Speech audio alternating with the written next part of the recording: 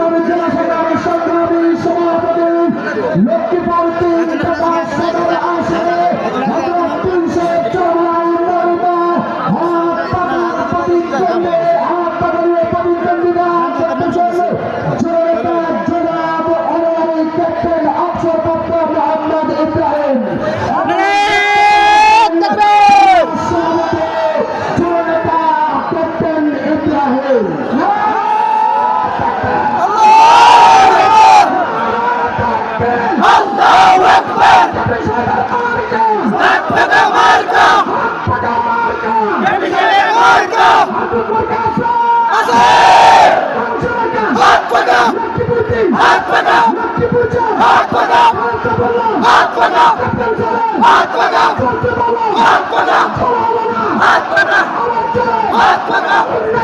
হাত